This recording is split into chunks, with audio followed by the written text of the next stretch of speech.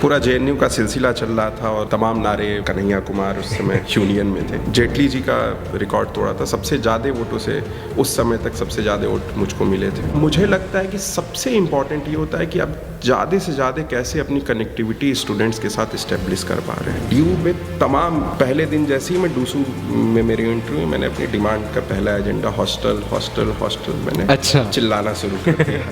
मतलब आपको वोट कन्याकुमारी से लेके कश्मीर वाला कर रहा है, सब कर रहे हैं, क्रॉस द नेशन आपको लोग वोट कर रहे हैं। इस तरीके की भी प्लानिंग की है कि इस कॉन्स्टिट्यूएंसी में इतने लोग रहेंगे तो हम इलेक्शन जीत जाएंगे। मैं जब ड्यू में एडमिशन ले रहा था उसी समय मैं लॉ फैकल्टी के अभी एडमिशन लिया भी नहीं था और वहाँ पे एक आंदोलन चल रहा था। और सबसे पहले नेशन फर्स्ट, दूसरी फिर उसके बाद सेकंड फैमिली और तीसरा फिर आप खुद।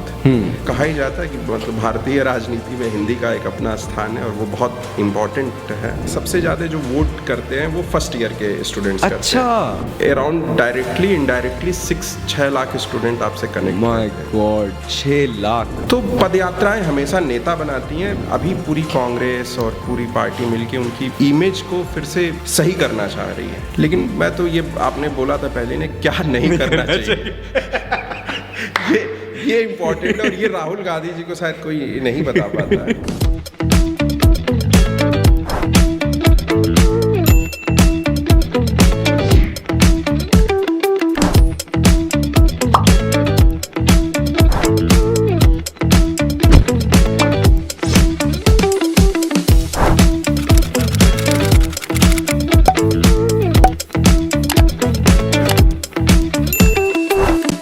नमस्कार गाइस, सीन क्या है कि एक और एपिसोड में आप सबका बहुत बहुत स्वागत है। मेरा नाम है अखिल कोठारी और आज मेरे साथ शक्ति सिंह जी है जो कि बीजेवाईएम के नेशनल एग्जीक्यूटिव मेंबर है, डूसो के एक्स प्रेसिडेंट रह चुके हैं और अभी Y20 के ऑफिशियल डेलीगेट है।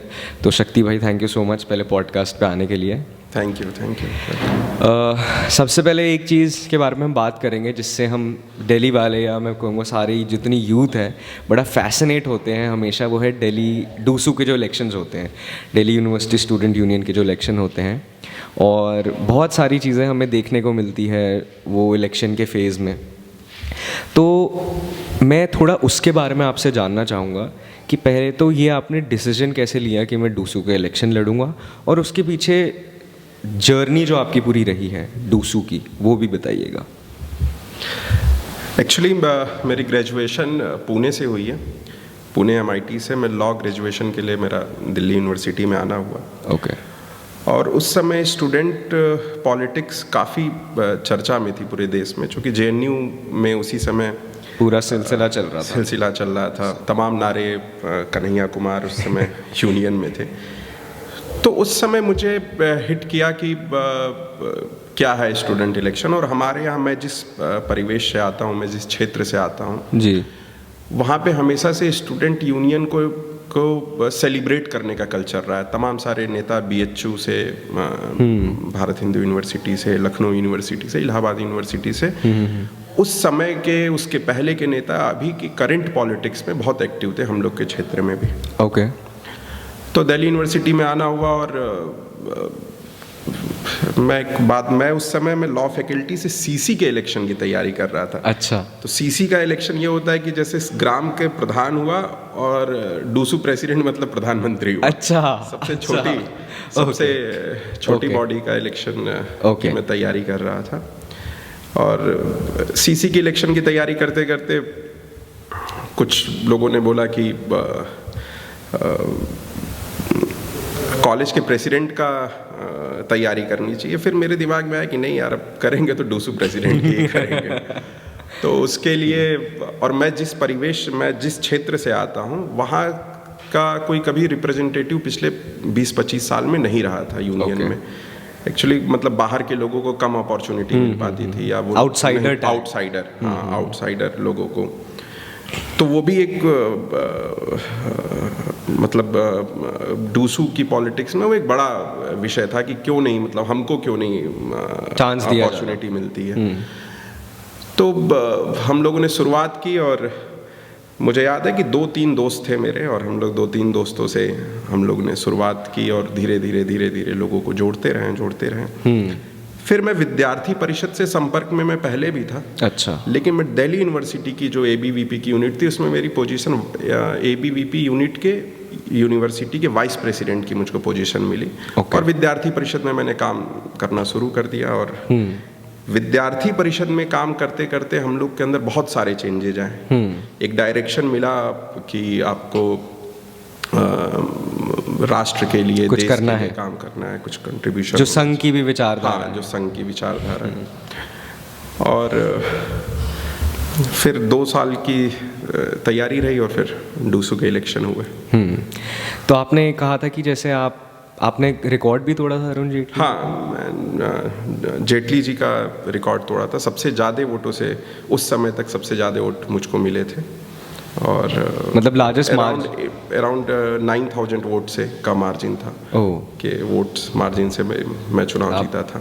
क्या बात है। और ये कौन से साल की बात है? ये 18-19 की 2018-19 क्या क्या करना पड़ता है डूसू के इलेक्शन लड़ने के लिए? मतलब व्हेन आई से दिस आई मीन कि मतलब जो बाकी चीज़ें हैं बल वाली और वो सब वाली उस पर बाद में आएंगे। बेसिक्स क्या क्या करने पड़ते हैं?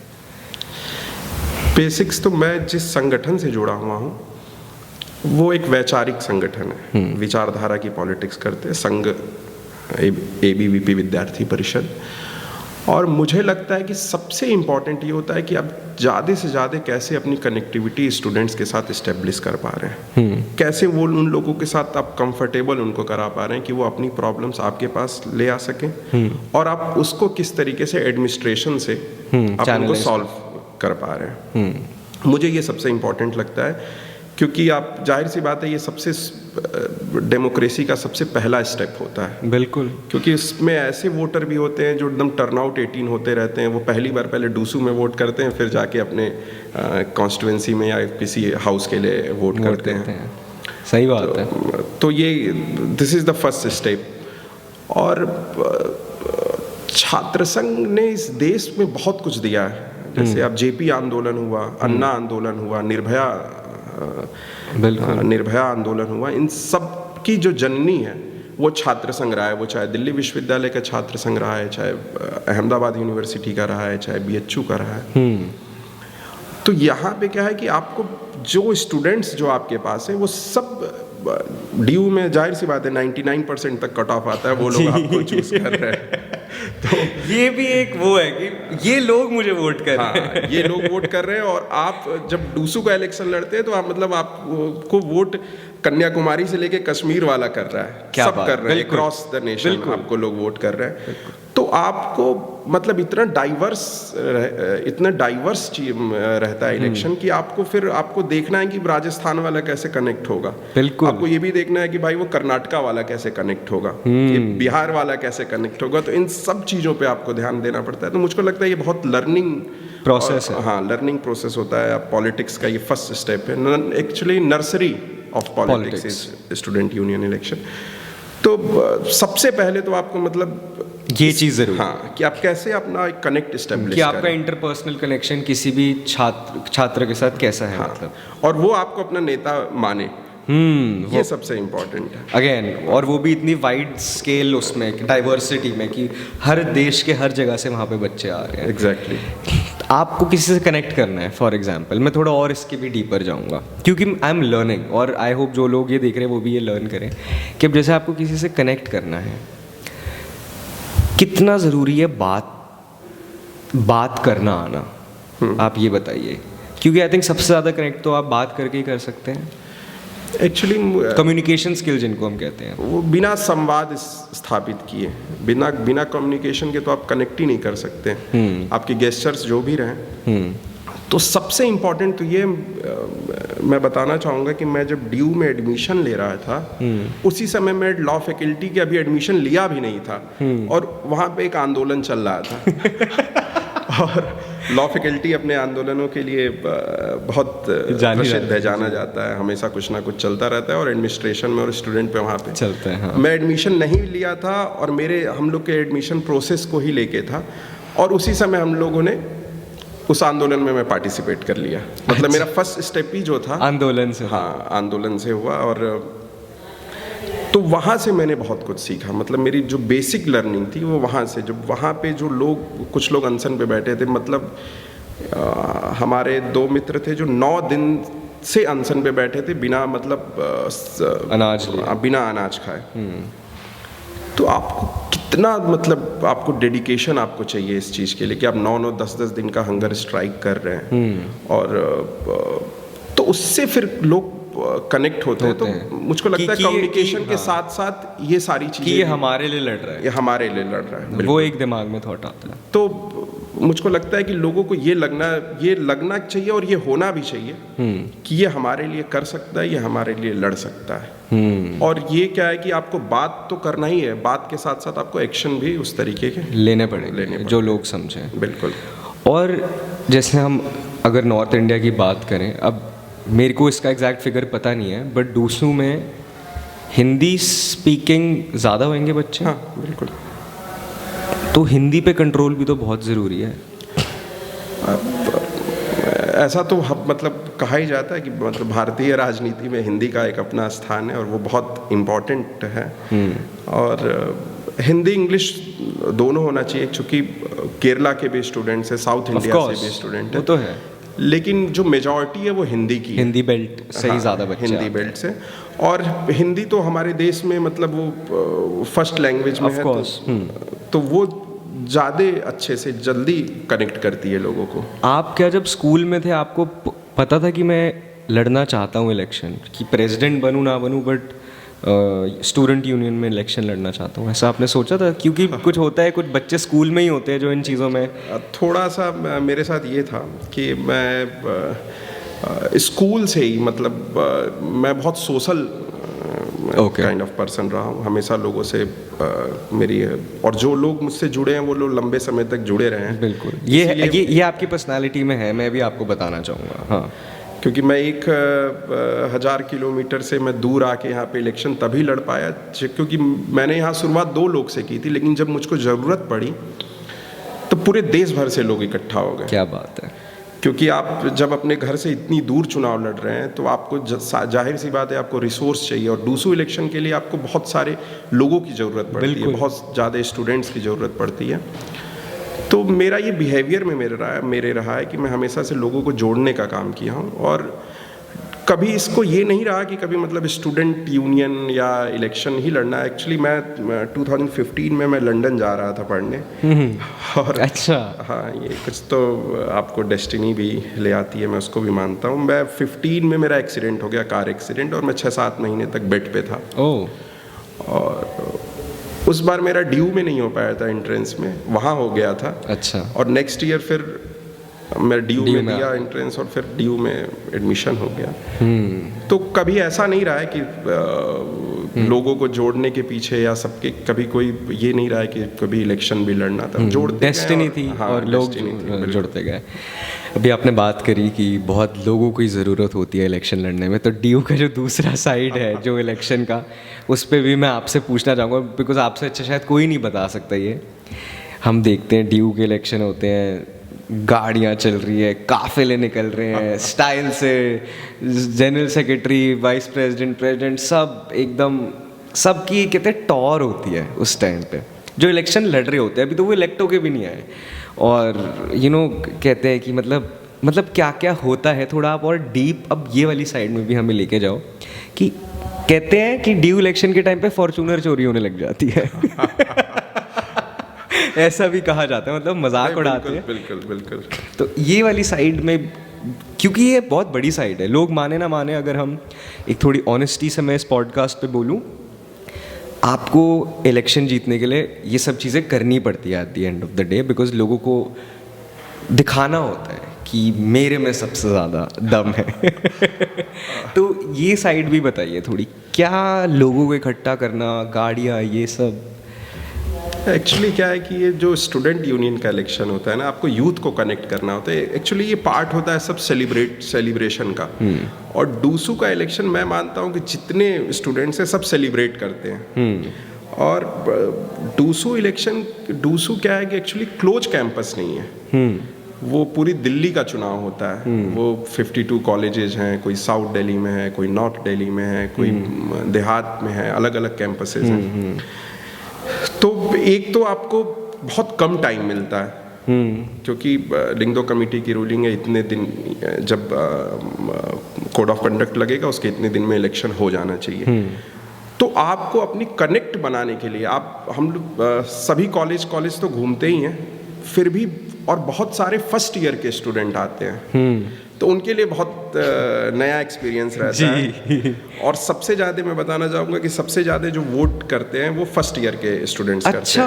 हाँ, क्योंकि उनके लिए वो फर्स्ट टाइम होता है, पहली बार वो तो सारी चीज़ें एक्सपीरियंस करना चाहते हैं और सारे एक्सपेरिमेंट कर लेना चाहते हैं। तो फर्स्ट ईयर के स्टूडेंट सबसे ज़्यादा वोटिंग करते हैं। और इलेक्शन जीता तो आपके कनेक्टिविटी से जाता है, लेकिन ये सब भी आप लोग जल्दी कम समय में ज़्यादा से ज़्यादा लोगों तक पहुंचने का ये एक तरीका है।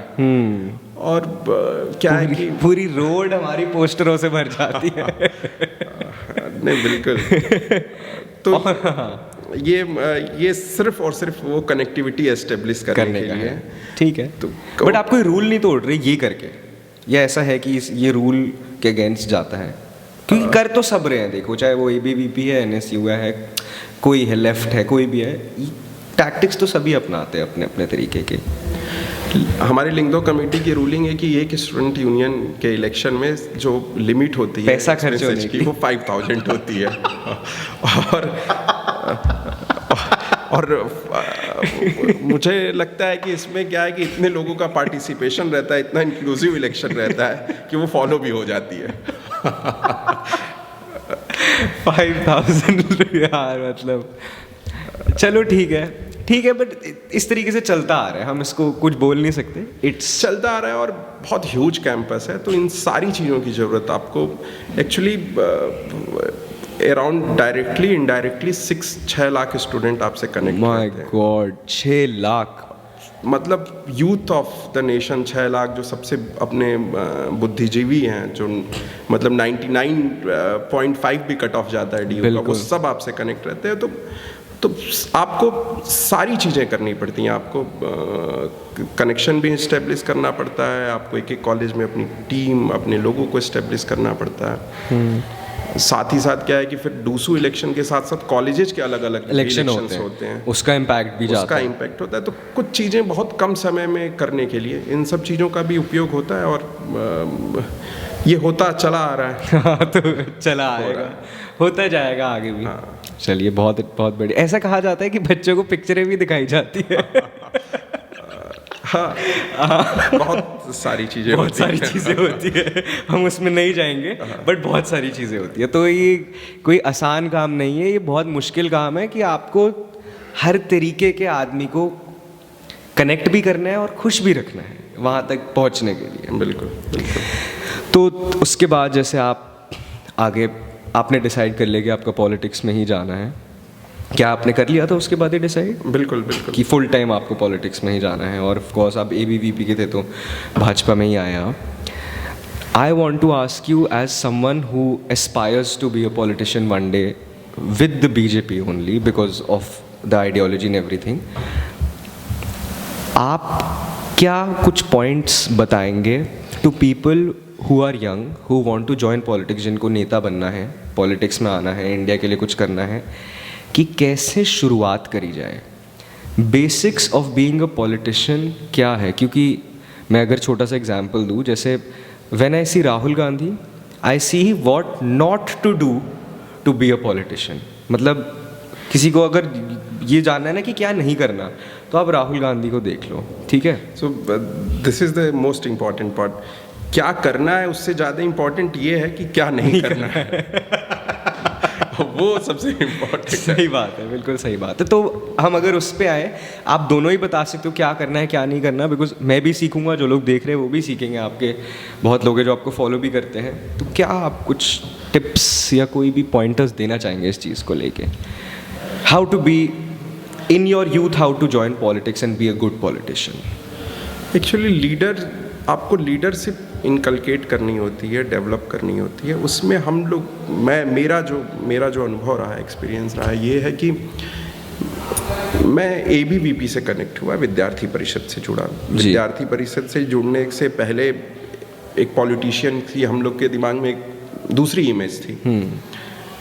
एक सोचने का तरीका, विद्यार्थी परिषद की जो ट्रेनिंग है या जो संघ की ट्रेनिंग होती है, जो BJP की ट्रेनिंग होती है, उस एक आपके सोचने की, आपके एक थिंकिंग प्रोसेस को भी एक नया डायरेक्शन देता है। तो मेरा अपना मानना है कि आपको पहले तो ये क्लियर होना पड़ेगा कि आपको किस क्षेत्र में काम करना है। मेरा जो मानना है कि अगर आपको फुल टाइम अगर पॉलिटिक्स में आपको समय देना है तो आपको किसी ना किसी संगठन से जुड़ना चाहिए। जैसे विद्यार्थी परिषद से जब मैं कनेक्ट हुआ तो मुझको एक विज़न डेवलप हुआ। उसके लिए तमाम प्रोसेसेस हैं विद्यार्थी परिषद के। विद्यार्थी परिषद अभ्यास वर्ग कराती है, जिसमें विद्यार्थी परिषद के जो सीनियर लोग होते हैं वो लोग आते हैं, अपनी बात रखते हैं। तो जब मैं पहली बार किसी वर्ग में मैं जब गया था तो मेरी स्कूलिंग बोर्डिंग से हुई है, नैनीताल से। मेरी ग्रेजुएशन पुणे से हुई थी और फिर दिल्ली यूनिवर्सिटी में आना हुआ। तो जब पहली बार मुझे याद है कि मैं साकेत बहुगुणा जी को आए हुए थे और वो बोल रहे थे, तो विद्यार्थी परिषद, वैचारिक राजनीति और संगठन के बारे में बता रहे थे।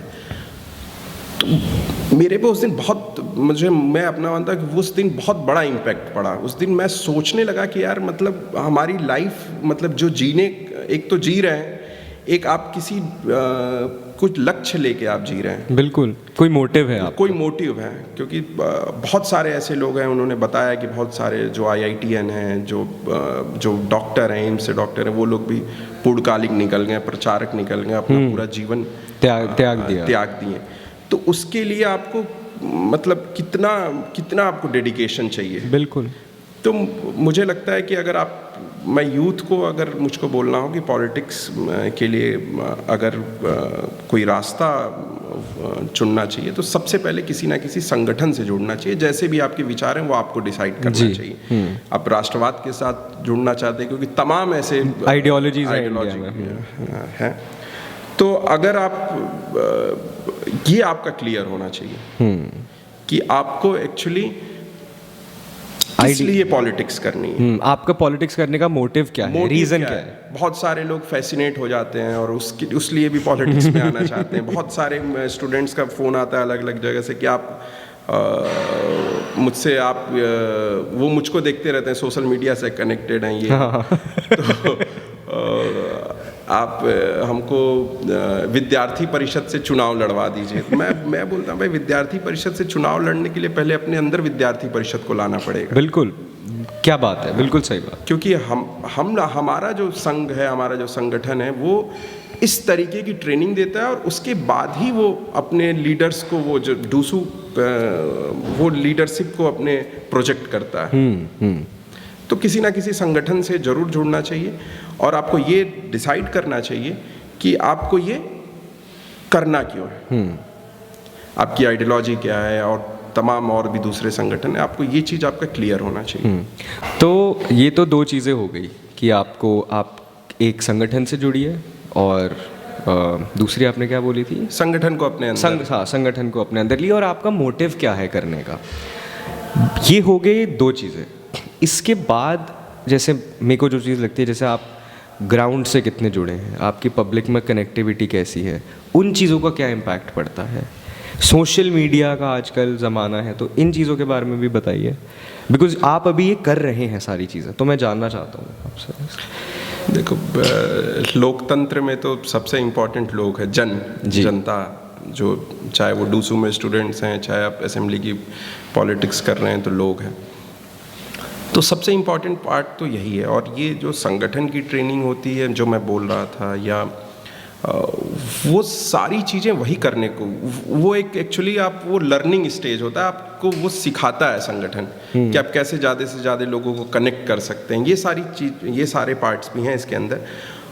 मेरा मानना है कि आपको ज़्यादा से ज़्यादा पब्लिक के बीच में टाइम देना चाहिए, उनकी प्रॉब्लम्स को जानना चाहिए और उनको उसका सॉल्यूशन कैसे कर सकते हैं, क्योंकि ये जो शासन और प्रशासन की जो लाइन है वो ब्यूरोक्रेटिक और MP MLA वो इसीलिए बनाई गई है कि पब्लिक की जो प्रॉब्लम्स है उसको आप किस तरीके से ऊपर तक ले जा सकते हैं और उसको ब्यूरोक्रेटिक या जिस भी मॉडल में आप ले जाके उसको किस तरीके से उसको सॉल्यूशन दे सकते हैं। तो उसको जानने के लिए आपको सबसे पहले सबसे इम्पोर्टेंट काम ये है कि आपको अपनी कनेक्टिविटी इस्टेब्लिश करनी पड़ेगी, ग्राउंड से जुड़ना पड़ेगा। जैसे आज मुझको लगता है मोदी PM आए थे अभी लास्ट टू लास्ट मंथ ड्यू में, प्रधानमंत्री जी। हाँ, प्रधानमंत्री जी मोदी जी। तो उन्होंने वो पटेल चेस्ट की जो चाय पे इंटरनेशनल पॉलिटिक्स का डिस्कशन होता है उसकी भी बात उनको पता थी और उस पर भी उन्होंने डिस्कस किया। अच्छा। और उन्होंने कमला नगर की सड़कों की बात और वहाँ के वो एक एक चीज़ को, तो वो सारी ऑटोमेटिकली कनेक्टिविटी आ गई। तो वहाँ पे लोग कनेक्ट होते हैं और लोगों से कनेक्ट करने के लिए तो मुझे सिर्फ आप उनकी प्रॉब्लम्स को समझिए और उसके सॉल्यूशन के लिए क्या कर सकते हैं। होना ना होना दैट्स द डिफरेंट थिंग, लेकिन आपको अपना स्टैंड क्लियर करना पड़ेगा कि हम आप लोगों के लिए खड़े हैं। और मुझको लगता है कि जब संवाद होना चाहिए दोनों तरफ से, आप भी बोलिए और उन लोग की भी बातों को सुनना चाहिए, तो ये बहुत इम्पोर्टेंट रोल है। और सोशल मीडिया तो सोशल मीडिया पे वायरल होना चाहते हैं। आज के समय में सब वायरल होना चाहते हैं और सब ज़्यादा से ज़्यादा लोगों तक पहुंचना चाहते हैं। बिल्कुल। तो सोशल मीडिया का रोल तो मैं यूएस में था, में तो मैं वहाँ पे इलेक्शन काउंटी पे हम लोग का विजिट था। हमारा डेलीगेशन गया था कि इलेक्शंस कैसे होते हैं यूएस के। तो मैं वहाँ पे पूछा कि भाई यहाँ पे सोशल मीडिया का क्या इन्फ्लुएंस है, कैसे लोगों का है। यूएस में सोशल मीडिया का कोई इन्फ्लुएंस नहीं है। आपको 1-to-1 कनेक्टिविटी इस्टेब्लिश करनी पड़ती है। जाहिर सी बात है यूएस की जो डेमोग्राफी है वो अलग है, इंडिया की अलग है। हमको 140 करोड़ लोगों तक पहुंचना है। बिल्कुल। तो उसके लिए जो सबसे शॉर्टेस्ट वे है वो है सोशल मीडिया। तो इसलिए सोशल मीडिया इंडिया में बहुत इम्पोर्टेंट है और इसकी इम्पोर्टेंस आने वाले समय में बढ़ने ही वाली है। तो किस तरीके से आप अपने आप को सोशल मीडिया पे प्रोजेक्ट कर रहे हैं, ये बहुत इम्पोर्टेंट है। और मुझको लगता है कि ये इसको तमाम तरीके लोग अलग अलग तरीके से लेते हैं। बहुत लोग इसको वेपनाइज करते हैं, बहुत लोग अलग अलग तरीके से, लेकिन इसका एक पॉजिटिव इम्पैक्ट भी है बिल्कुल सोसाइटी में और उसके लिए हम सब लोगों को यूज़ करना चाहिए। एक चीज़ मैं बोलूँगा सोशल मीडिया पे, ऑफ कोर्स इसका रेलेवेंस बहुत है आज के टाइम में एंड लास्ट माइल तक पहुँचने के लिए, बट मुझे कभी कभी ऐसा भी लगता है, to be very honest with you, again मैं बात करूँगा राहुल गांधी की, ठीक है। क्यों करूँगा मैं आपको इसका रीज़न बताता हूँ। मेरे दोस्त हैं, राहुल गांधी लालू यादव के साथ मटन बनाते हुए वीडियो डालते हैं तो वायरल हो जाती है, सबको बहुत पसंद आता है। अरे वाह वाह वाह, राहुल गांधी लालू यादव के साथ मटन बना रहे हैं और अपनी बहन को जाके खिला रहे हैं। राहुल गांधी कभी अपने कुत्तों के साथ खेलते हुए वीडियोस डाल देते तो सब ओ करके अगेन फैसिनेट हो जाते कि अरे कितना नॉर्मल आदमी है यार। लेकिन खेती करते हुए भी डाल देते हैं, मैं कहता हूँ खेती करते हुए भी डाल देते हैं, लेकिन इसका इम्पैक्ट मुझे ऐसा लगता है कि राहुल गांधी जब यूपी में अपने लिए अमेठी की, मतलब मैं अगर बात करूँ, अगर वो अपने लिए वोट लेने जाएगा, मुझे ऐसा लगता है इसका इम्पैक्ट Tier 2 Tier 3 सिटीज़ में नहीं होगा, मेरा ये मानना है। मेरे को लगता है इसका इम्पैक्ट होगा Tier 1 सिटी में, दिल्ली जैसे शहर में, जहाँ पे लोग एक्चुअली सोशल मीडिया को इतनी स्ट्रांगली मानते हैं।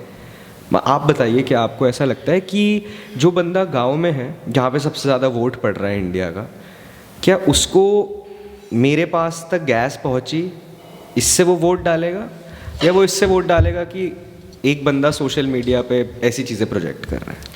एक्चुअली क्या है कि डिफरेंट टाइप ऑफ ऑडियंस है। हाँ, तो दोनों के लिए राहुल गांधी का पर्टिकुलरली मैं लेता हूँ, राहुल गांधी जी का एक्चुअली क्या है कि वो अपनी अभी पूरी कांग्रेस और पूरी पार्टी मिलके उनकी इमेज को फिर से सही करना चाह रही है, लेकिन मैं तो ये आपने बोला था पहले ने क्या नहीं करना चाहिए ये इम्पोर्टेंट है, और ये राहुल गांधी जी को शायद कोई नहीं बता पाता है। एक्चुअली क्या है कि ये भारत बहुत डाइवर्स सोसाइटी है, बहुत अलग अलग परिवेश से लोग आते हैं यहाँ पे, जैन समाज के भी लोग हैं यहाँ पे, ब्राह्मण, मतलब अलग अलग क्षेत्र से। तो आपको ये चीज़ बहुत इम्पोर्टेंट है प्रधानमंत्री जी में, क्योंकि इसके लिए आपको लीडरशिप, आपको विजनरी होना पड़ेगा। आप अभी एक वीडियो पीएम की बहुत वायरल हो रही थी कि सब लोग टॉस कर रहे थे और वाइन, और पीएम नहीं पिए, पीएम रख दिए और चले गए। तो एक्चुअली हमारी जो संस्कृति रही है वो हमेशा से उसको लेके उसको उससे कनेक्ट इस्टेब्लिश करने का काम करना चाहिए। और अलग अलग ऑडियंस है, तो सोशल मीडिया से जाहिर सी बात है आज एक बड़ी संख्या में लोग सोशल मीडिया का उपयोग कर रहे हैं, लेकिन अभी भी जो ऑडियंस है वो मुद्दों की बात करना चाहती है, वो समस्याओं की बात करना चाहती है। बिल्कुल, क्योंकि ये सोशल मीडिया का जो ये अब लीजेंड्स नहीं पैदा होंगे, मुझे जो लगता है कि अब शाहरुख खान और अमिताभ बच्चन, क्योंकि अब चेहरे बहुत तेजी से बदलते जा रहे हैं। बिल्कुल आज जो है, क्योंकि लोग बहुत कनेक्टेड ज़्यादा हो रहे हैं, लोग रोज नए लोग आ रहे हैं, नई चीज़ें हो रही हैं, फिर कोई और आ जा रहा है। तो सोशल मीडिया तो एक माध्यम हो सकता है लोगों तक पहुंचने का, लेकिन अगर आप राजनीतिक क्षेत्र में हैं तो आपको विषयों पे, समस्याओं पे बात करनी पड़ेगी, और इस तरीके की एक्चुअली वो नौटंकी करके कुछ नहीं होने वाला है। क्या है, वही सोशल मीडिया ना एक ऊपर की लेयर है जो ज़रूरी है, बहुत ज़रूरी है, लेकिन जो अंदर का माल है ना, जो नीचे जाके ग्राउंड वर्क है, वो सबसे ज़्यादा ज़रूरी है। बिल्कुल बिल्कुल। एक चीज़ और, क्योंकि ये मैं हमेशा बहुत सोचता हूँ कि जब आप एक पॉलिटिशियन बन रहे हैं, क्या आपको हमेशा एमएलसी या जहाँ पे एमएलए है, या councillor, MLA, MP, cabinet, chief minister, member of parliament, prime minister, मतलब एक रूट है जो हमारे प्रधानमंत्री जी ने भी फॉलो करके वो ऊपर तक आए। कितना ज़रूरी ये रूट फॉलो करना है कि मतलब अगर मुझे डायरेक्टली सीधा कोई मेंबर ऑफ पार्लियामेंट बना दे बिना किसी ग्राउंड या छोटी जगह काम करे, वह एमपी नहीं, अगर मैं सीएम की भी बात करूं कि मैं कभी एमएलए नहीं रहा और मेरे को सीधा सीएम बना दिया गया, तो वो जो प्रोसेस फॉलो करना ज़रूरी है वो कितना इंपॉर्टेंट है, जो हम नहीं देखते स्पेशली दूसरी पार्टीज़ की पॉलिटिक्स में। एक्चुअली क्या है कि हमारे जो पीएम है, जब ये सीएम, इनको पहले ये संगठन में काम करते थे, इनको बुला के सीएम बना दिया गया, उसके लिए इन्होंने पूरा रूट नहीं, मुझे नहीं लगता है कि ऐसी कोई आवश्यकता है। अच्छा, ऐसा नहीं, राजनीति, पॉलिटिक्स स्टेप वाइज स्टेप चलने वाली चीज़ नहीं है। अच्छा, हाँ, ये इसके लिए आपको सिर्फ और सिर्फ, जो मुझे लगता है, एक बीजेपी की पॉलिटिक्स में और दूसरी पार्टीज की पॉलिटिक्स में बहुत सारे डिफरेंसेस हैं। बीजेपी की पॉलिटिक्स में पर्टिकुलरली आपको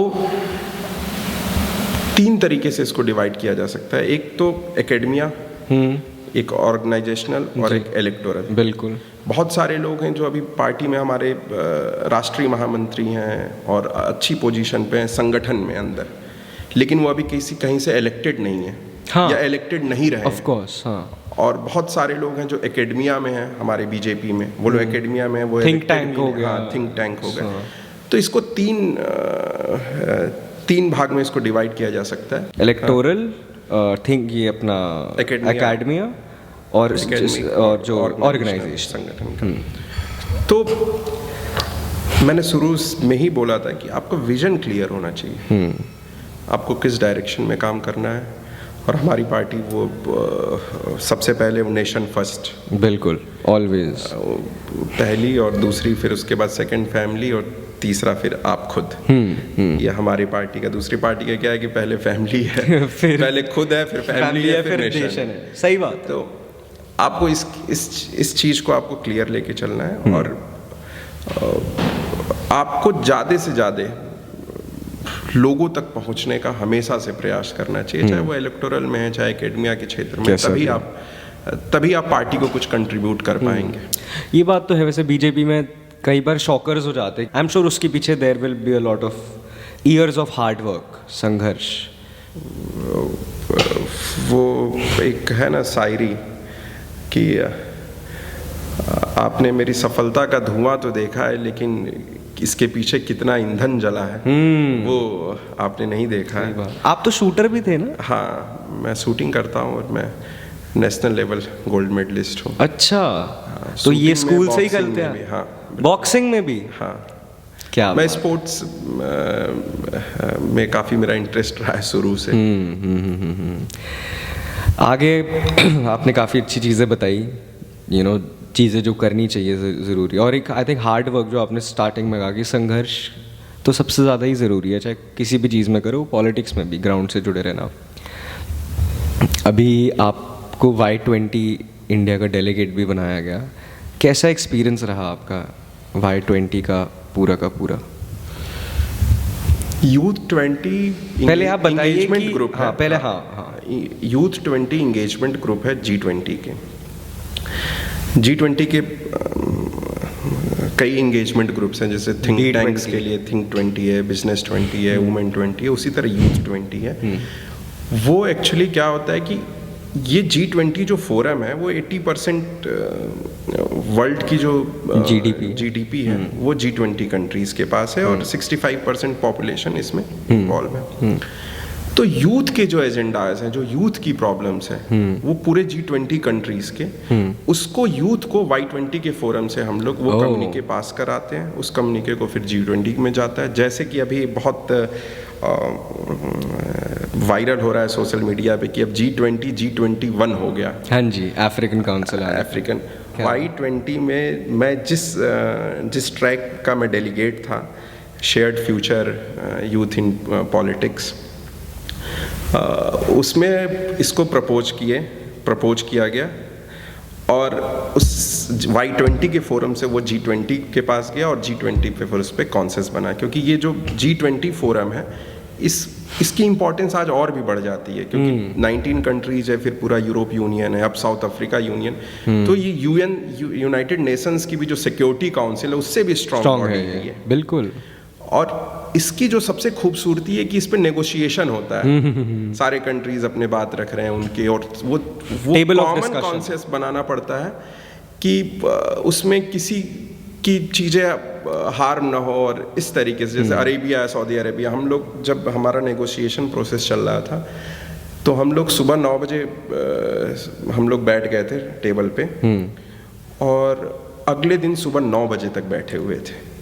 अरे अच्छा, हाँ। 24 घंटे रखते? 24 घंटे, क्योंकि सऊदी अरेबिया का अपना था LGBTQ पे नहीं हमको वो करना है, जर्मनी का अपना था, कोरिया का अपना था, बहुत इंटरेस्टिंग। चाइना अलग से, वो ऊपर से, मतलब बहुत सारी, और US की काउंसिल के लोग थे, और सब यूथ से, सब यंगस्टर्स थे।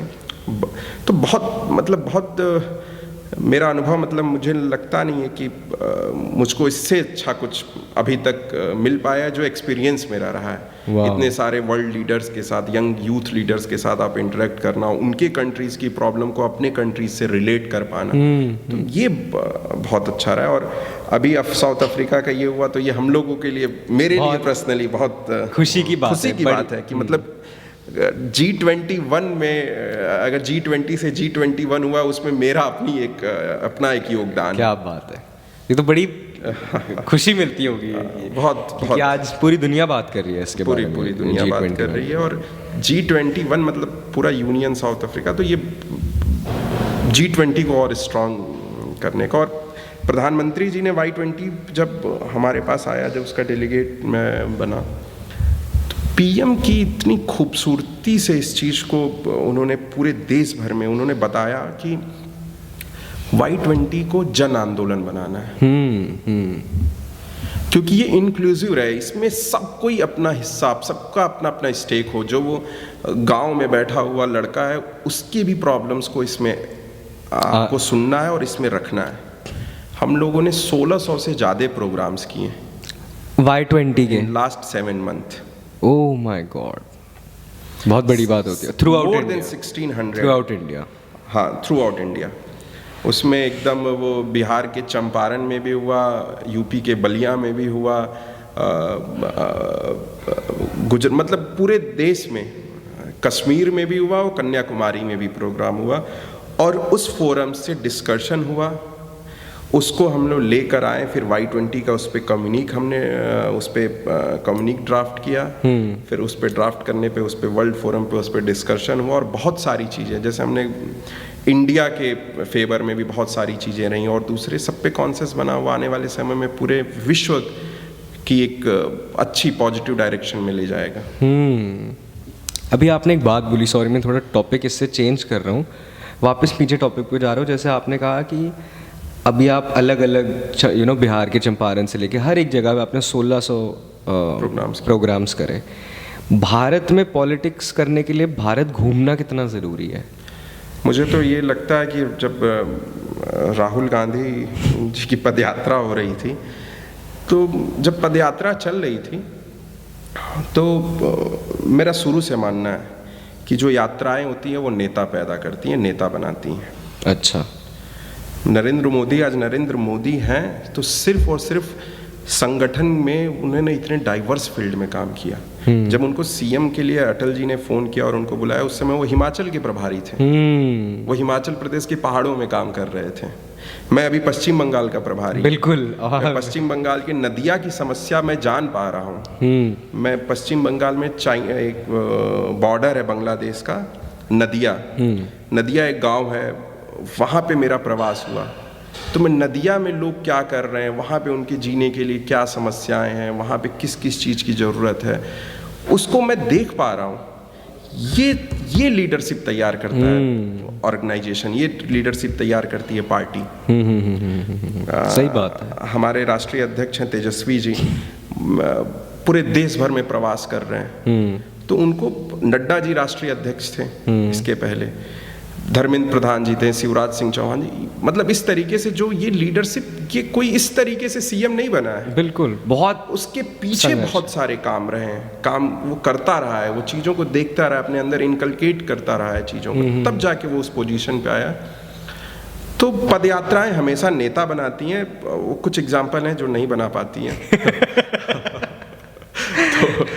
तो क्योंकि जब राहुल गांधी की हो रही थी, तो मैं सोचा यार कुछ तो आदमी के अंदर अब कुछ बेस क्रिएट होगा, कुछ कल्ट क्रिएट होगा, और उसके बाद उनका वो वेरी नेक्स्ट डे उनका स्पीच सुने तो हमको लगा कि यार कुछ भी तो नहीं। कुछ लोगों के लिए कोई भी रास्ता काम नहीं, वो मंजिल तक नहीं पहुंचा पाएगा।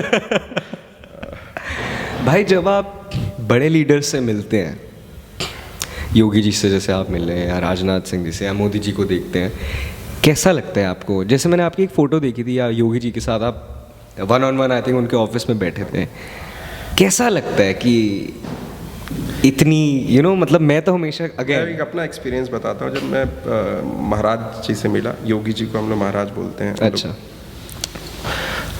गोरखपुर के पास के क्षेत्र से आते हैं। तो एक्चुअली क्या है कि जब मैं स्टूडेंट यूनियन का इलेक्शन लड़ रहा था, तो मेरा जो सबसे फर्स्ट प्रायोरिटी पे जो मेरा एजेंडा था, वो था कि ड्यू में सिर्फ 1% लोगों के लिए हॉस्टल है। एक सेकंड बोलना बंद कर दो, चलाएंगे नहीं दोबारा, नहीं उनको बोलना पड़ेगा।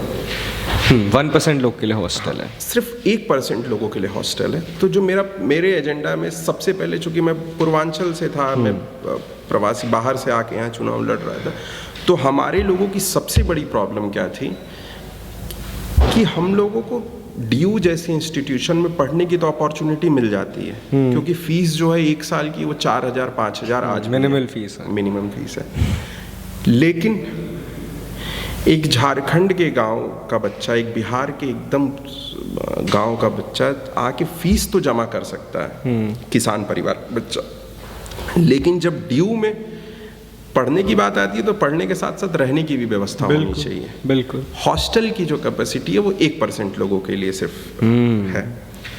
तो जब वो बाहर जाता है रहने के लिए, तो उसको 1 महीने का मिनिमम जो देना पड़ता है वो 6x6 के कमरे में रहता है, और उसका वो 10 से 15 हज़ार रुपया उसको रेंट पे करना पड़ता है खाने का। तो वो बहुत सारे स्टूडेंट्स के लिए नहीं पॉसिबल हो पाता है। जब मैं डूसू में था तो फर्स्ट टाइम मैंने अपने फंड से, मैंने ये भी फर्स्ट टाइम हुआ था, मैं बताना चाहता हूँ कि फर्स्ट टाइम हमने डूसू स्कॉलरशिप दी, क्योंकि जब मैं प्रेसिडेंट था तो बहुत सारे ऐसे स्टूडेंट्स आए जिनकी परसेंटेज थी 98। अच्छा। ठीक। ड्यू के टॉप कॉलेज में SRCC में एडमिशन हो गया, लेकिन उनके पास फीस जमा करने की फंड्स फंड्स नहीं थे, उनके पास रहने की व्यवस्थाएं नहीं थी। तो हम लोगों ने, कुछ लोग आए तो व्यक्तिगत रूप से जो भी कहीं से, तो मैंने एक ड्यूसू का जो फंड था पहले फेस्टिवल कराने के लिए, फेस्ट ड्यू के फेस्ट बहुत पॉपुलर है। हाँ जी तो मैंने क्या किया कि हमने डूसू से एक पूरा कॉन्स्टिट्यूशन को देखा कि इससे हम लोग दे सकते हैं, और मैंने यहाँ के सभी MPs को लिखा, जितने दिल्ली के MPs हैं, मनोज तिवारी जी को, इनको सबको मैंने लेटर लिखा कि आप लोग 2, 4, 5, 10 बच्चों की आप जिम्मेदारी लीजिए, और डूसू के जो मेरे फंड्स थे उसको मैंने डूसू स्कॉलरशिप में कन्वर्ट कर दिए। और हम लोग मुझे उसमें से कई लोग UPSC भी क्रैक कर चुके हैं। मैंने ऐसे लोगों को उसके लिए पूरी हमने कमेटी बनाई कि जो सही में ज़रूरतमंद है उसको मिले, और हमारे उसमें से काफ़ी छात्र हैं जो अच्छा कर रहे हैं अपनी लाइफ में, और हमने डूसू स्कॉलरशिप भी दी। क्या बात है। मैं पीछे फिर आता हूँ योगी जी के पास, तो मैं महाराज जी से मिलने गया, तो मैंने 58 करोड़ का एक प्रपोजल में बनवाया। अच्छा। दिल्ली यूनिवर्सिटी से, क्योंकि ड्यू में तमाम, पहले दिन जैसे ही मैं डूसू में मेरी इंटरव्यू, मैंने अपनी डिमांड का पहला एजेंडा हॉस्टल मैंने चिल्लाना शुरू कर दिया। VC का घेराव, VC के घर में कूद गए हम लोग, मतलब सब कुछ किए जो किया जा सकता था, लेकिन कुछ रिस्पांस नहीं मिल रहा था। तो हमने कहा कि यार कुछ दूसरा तरीका निकालना पड़ेगा। तो मैं महाराज के साथ अपना अनुभव पहला बताता हूँ। मैं गया, फिर 58 करोड़ का प्रपोजल बनाया, उनको बताया कि भाई ड्यू में ऐसे हैं, UP से बलिया का, गाजीपुर का, यहाँ का छात्र है, 98-99% लाता है, एडमिशन भी हो जाता है, लेकिन वो रेंट नहीं पे कर पाता है। मेरे बगल में बैठे थे अनूप चंद जी थे, वो चीफ सेक्रेटरी थे UP गवर्नमेंट में उस टाइम। तो अनूप चंद पांडे जी थे और RK तिवारी जी थे, 2 लोग थे मुझे याद है। और महाराज जी ने तुरंत अपने डे ऑफिसर को बुलाया और बोला, अनूप जी ये देखिए, हॉस्टल करना है, ये बच्चों की परेशानी है, इसको देखना है। तो ब्यूरोक्रेसी का जो पार्ट है वो मैं बताता हूँ। वो बोले महाराज जी ये पॉसिबल नहीं है। तो महाराज जी बोले क्यों? बोले कि हम UP का फंड दिल्ली में कैसे दे सकते हैं। उन्होंने बोला, मैं वर्किंग स्टाइल बता रहा हूँ। महाराज ने बोला क्यों, UP के बच्चों के लिए देंगे हम जो दिल्ली में पढ़ रहे हैं। काउंटर किया। फिर उन्होंने दूसरी बात बोली कि हम बनाएंगे कहाँ, हमारे पास जमीन नहीं, हम कहाँ बनाएंगे। फिर महाराज जी ने बोला कि यार हमारे पास नई दिल्ली रेलवे स्टेशन के पीछे ज़मीन है, और संत नगर में हमारे पास ज़मीन है, हमारे पास ओखला में ज़मीन है, UP गवर्नमेंट की ज़मीन है, UP गवर्नमेंट की ज़मीन है, हम उस पर बना देंगे। तो फिर वो थोड़ा शांत हुए, बोले हाँ कर सकते हैं। और महाराज जी ने बोला कि ये कर लो, इसको, ये हॉस्टल का प्रपोजल इसको करना है। क्या बात। तो ये लीडर्स तैयार करती, ये लीडरशिप होनी चाहिए। मतलब किसी और के पास मैं जाता तो वो चला जाता, वो मुझको लगता है होगा, 1 महीना 2 महीना चलता रहता, चलो करेंगे, 10 राउंड्स ऑफ टॉक्स होती। योगी जी ने वहीं पे बात की और वहीं पे उन्होंने डिसीजन लिया, वहीं पे डे ऑफिसर से मैं कनेक्ट हो गया, और उन्होंने बोला कि ये होना चाहिए, ये पैसा ये होगा, ये हॉस्टल हम बनाएंगे ड्यू के लिए। तो वो डिसीजन मेकिंग है जो उनको आज इतना बड़ा नेता क्या बात बनाई हुई। बड़ी अच्छी स्टोरी बताई आपने, ये तो बड़ी वेरी इंटरेस्टिंग स्टोरी। मैं एक लास्ट क्वेश्चन आपसे पूछूंगा, फिर ख़त्म करेंगे। आप वेस्ट बंगाल के इंचार्ज आपको दिया गया है बीजेपी की तरफ से, कैसे टैकल करा जाए वेस्ट बंगाल जैसे स्टेट गवर्नमेंट को, मैं बोलूँगा नॉट स्टेट बट गवर्नमेंट, और क्या वहाँ पे आपने चीज़ें देखी? क्योंकि हम तो न्यूज़ में देखते हैं, बट आपने तो अपने सामने देखा होगा वहाँ पे। एक्चुअली वेस्ट बंगाल की जो प्रॉब्लम है वो खुद की उसकी बनाई हुई है। मुझको लगता है कि वेस्ट बंगाल अगर सही पैटर्न में वहाँ पे पॉलिटिकल लीडर्स होते हैं, पॉलिटिक्स चलती रहती, तो सबसे प्रॉस्परस स्टेट होता। अच्छा। क्योंकि जब ब्रिटिशर्स भी आए तो सबसे पहले वेस्ट बंगाल में आए, उसको उन्होंने काफ़ी सारे पोर्ट्स हैं वहाँ पे, माइंस हैं, और उसका उसकी जो डेमोग्राफी है वो भी वो उसके कारण भी वो सबसे अच्छा स्टेट होता है। लेकिन वहाँ पे लंबे समय तक कम्युनिस्टों ने किया। तो और उसके बाद फिर तृणमूल कम्युनिस्ट आ गई। तो तो ममता ने एक्चुअली प्रॉब्लम को कभी सॉल्व करने के लिए पॉलिटिक्स में नहीं आई। वो प्रॉब्लम को लेके तो आई, लेकिन फिर वो खुद ही वो एक अपने माइंडसेट के साथ उन्होंने प्रॉब्लम्स क्रिएट की। अभी भी वेस्ट बंगाल में इस समय में भी लकड़ी के ब्रिजेज हैं गाँव में। बताइए। अभी भी वहाँ पे रहने की, खाने की व्यवस्थाएं कुछ भी नहीं है, ना कोई अच्छे हॉस्पिटल्स हैं, ना पीने का स्वच्छ पानी मिलता है, कुछ भी नहीं है। तो उनको डर के वोट पड़ रहे हैं क्या? एक्चुअली क्या है ना कि वहाँ पे हमेशा से शक्ति की पूजा, मेरा अपना मानना है ये कि वेस्ट बंगाल जो डेमोग्राफी है, गुजरात की जो है, यूपी की जो है, वो आप पास्ट से अगर बैटल ऑफ पलासी से आप कनेक्ट करोगे, बैटल ऑफ बक्सर से करोगे, तो वेस्ट बंगाल की जो है वो हमेशा से वो लोग शक्ति की पूजा करते हैं, काली के उपासक हैं। तो वो लोग पावर को सेलिब्रेट करने का वहाँ कल्चर है। इसीलिए हमारी पार्टी भी बहुत एग्रेसिव इलेक्शन लड़ी अमित शाह जी, क्योंकि जरूरी है वो करना। जरूरी है। गुजरात में ये चीज़ नहीं है। गुजरात में अगर आप बहुत ज़्यादा पावर से इम्पैक्ट करना चाहेंगे लोगों को तो रिएक्शन हो जाएगा। तो तृणमूल कांग्रेस और ममता ने इस सेंटीमेंट को समझ के हमेशा उन्होंने एग्रेसिव, उन्होंने मतलब वो ब्लड सेड वाली पॉलिटिक्स करते हैं, तो लोग उनसे प्रभावित होते हैं, मतलब वो लोग ही उनके पक्ष में चले जाते हैं। ये एक पार्ट है वहाँ का। और मुझे पूरा विश्वास है कि आने वाले समय में बीजेपी जिस तरीके से काम कर रही है, और मैं इतना बताऊंगा कि युवा मोर्चा यूपी के यूथ विंग से महाराष्ट्र की यूथ विंग, पूरे देश में जितने यूथ विंग है उसमें अगर सबसे स्ट्रांगली कोई काम, सबसे ज़्यादा भीड़, हम लोग 20-20, 30-30 हज़ार का प्रदर्शन ममता का मैं घेराव करा चुका हूँ। अच्छा, यूथ में बीजेपी को लेके इतना विश्वास अभी हुआ है कि क्योंकि सबको प्रॉस्पेरिटी दिख रही है ना बाकी स्टेट्स या देश में। और टीएमसी ने क्या किया है कि वो अलग अलग कॉन्स्टिट्यूंसी में बांग्लादेश से लाके मुस्लिम्स को, मतलब उन्होंने इस तरीके की प्लानिंग किया है, इस तरीके की भी प्लानिंग की है कि इस कॉन्स्टिट्यूंसी में इतने लोग रहेंगे तो हम इलेक्शन जीत जाएंगे, तो वहाँ पे 5000 लोगों को ले आके प्लांट कर दो। माय गॉड, इस लेवल की प्लानिंग, इस लेवल की प्लानिंग चल रही है। प्रधानमंत्री की जब मैं जब अभी गांव में प्रवास कर रहा था, घूम रहा था, तो पीएम जो है हाउस स्कीम है, जो गरीब प्रधानमंत्री आवास योजना है, वो आम आदमी को मिल ही नहीं सकता है, वो टीएमसी के कार्यकर्ता को मिलेगा। हे भगवान, पेयजल जो हर घर जल चल रहा है, वो सारी चीजें टीएम वहाँ पे, मतलब लास्ट माइल डिलीवरी बंगाल में हो ही नहीं सकती, हो नहीं, वो स्टेट गवर्नमेंट, स्टेट गवर्नमेंट, मतलब वो सेंट्रल से कुछ भी आया है तो वो स्टेट तक रुकेगा, स्टेट फिर उसको अपने हिसाब से चेंज करेगा और फिर उसको वो करेगा। और ममता की, मुझको नहीं लगता है कि ममता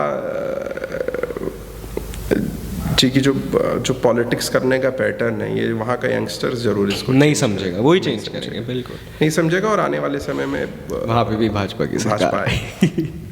अच्छा, अब मेरा एक लास्ट क्वेश्चन, फिर इसको ख़त्म करेंगे, कि पॉलिटिक्स के अंदर जो पॉलिटिक्स है, जो कि एक बहुत बड़ी पॉलिटिक्स है, एक्चुअली वही पॉलिटिक्स है, उसको आप कैसे टैकल करते हो?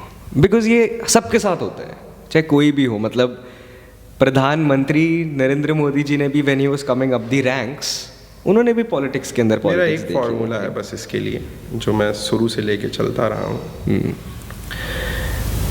कि क्योंकि मेरे साथ ये प्रॉब्लम है, मैं मऊ कॉन्स्टिट्यूंसी की भी पॉलिटिक्स करता हूँ इलेक्शन पॉइंट ऑफ व्यू से, मैं DUABVP में भी एक्टिव हूँ, मैं BJYM में भी हूँ, सब जगह। मुझे ये लगता है कि हमेशा आपको, जब मैं डूसू प्रेसिडेंट बना तो मैं बहुत सारे लोग मुझसे जुड़े और बहुत सारे लोगों को मैं जोड़ने का बहुत प्रयास किया, लेकिन वो फिर बाद में मुझे लगा कि ये पॉसिबल नहीं है। तो ऑलवेज बी स्ट्रांग, हमेशा आप स्ट्रांग रहिए। The first rule, sigma rule of politics, PM be strong, हाँ, be strong in every way, thick skin, कोई कुछ भी बोले फर्क नहीं पड़ता है। और आप हमेशा अपनी मेहनत करते रहिए, क्योंकि आप ताकतवर हैं इन पॉलिटिक्स, तो सारी चीज़ें आपके साथ आएगी, के साथ रहेंगी। और दूसरी चीज़ कि हमेशा पॉलिटिक्स में जो एक सबसे इम्पोर्टेंट पार्ट मैं मानता हूँ, वो पॉलिटिक्स सिर्फ पब्लिक के लिए होनी चाहिए और इमोशंस कनेक्ट होने चाहिए पब्लिक के साथ। मुझे नहीं लगता अगर मैं डूसू स्कॉलरशिप अगर मैं नहीं करता तो आज भी जो लोग इतने लोग जुड़े हुए हैं वो जुड़े होते तो आप इसीलिए बने हो ना। आपको अगर ड्यू से नहीं अगर हो रही है, आपको समस्या नहीं, जैसे मैं मनोज तिवारी जी से एक एम्बुलेंस दिलवाया, ओके, क्योंकि वो पहले वो एम्बुलेंस थी, वो ख़राब हो गई, वो यूनिवर्सिटी नहीं दे पाई, तो हमने उसके लिए दूसरा तरीका निकाला। हमने सातों सांसदों को पत्र लिखा, हमने योगी जी के पास हम पहुंच गए हॉस्टल के लेने के लिए। तो अगर आप सही में प्रॉब्लम को सॉल्व करना चाहते हैं तो every problem contains the seeds of its own solution. So ये एकदम फैक्ट है, सारी परेशानियों के अंदर उसका जवाब छिपा हुआ है। बिल्कुल, तो उसको खोजने के लिए ही राजनीति करनी चाहिए। And always be strong. चलिए भाई, आप पॉडकास्ट पे काफ़ी इंटरेस्टिंग आपने चीज़ें बताई। अभी मेरे पास आपके साथ करने के लिए एक और एपिसोड है, क्योंकि मुझे एक एपिसोड सिर्फ माऊ पे करना है। तो मैं समझ गया कि आपको कभी और दिन करेंगे, लेकिन वो भी एक इंटरेस्टिंग टॉपिक होगा। लेकिन आज भी आपने इतनी सारी चीज़ें बताई, तो आपका मैं बहुत बहुत धन्यवाद करना चाहता हूँ। Thank you so much for coming on the podcast. आपका कुछ कहना है? बहुत अच्छा रहा और मैं बहुत कंफर्टेबल, मतलब ये आप कि ये मतलब इस सीन क्या है कि ये सबसे अच्छी बात है कि मैं एकदम कंफर्टेबल होके एकदम कनेक्टेड फील किया। बिल्कुल, हम भी वही चाहते हैं। बिल्कुल, हम भी वही चाहते हैं। बिल्कुल, thank you for giving me this forum to deliver my. लेकिन हम आपके साथ आगे करेंगे और एपिसोड। बिल्कुल, और थैंक यू। जय श्री राम।